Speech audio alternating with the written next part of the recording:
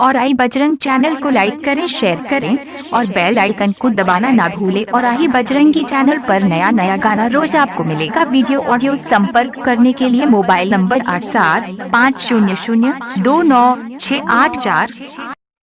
Presented by Albina Recording Studio, Simrana, Setia।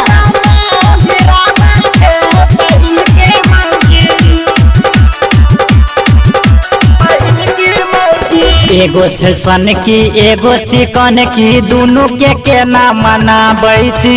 एगो छै सन की एगो चिकन की दोनों के ना मनाबै छी। चोरी चुपे के छियै तीसर की मारै ला हमरा भिराबै छै।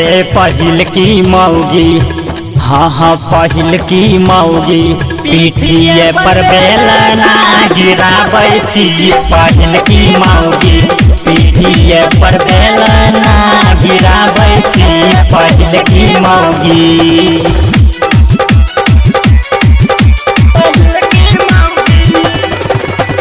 Music Box, Mirvana, Setia।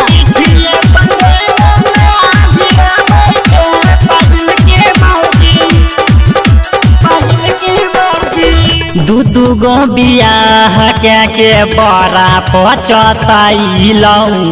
उह दिन से घर में हमारा विपत गे समैलाऊ।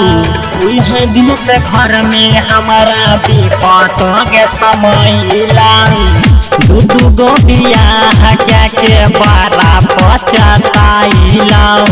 उह दिन से घर में विपत समैलाऊ।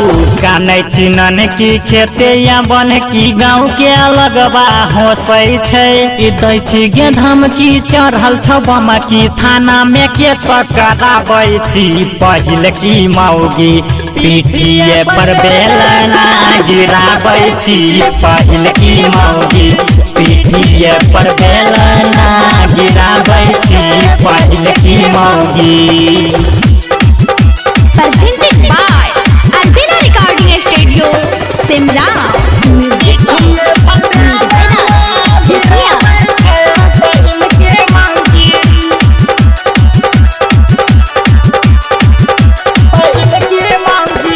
छियै परसान पंकज भुअर भजपुरिया।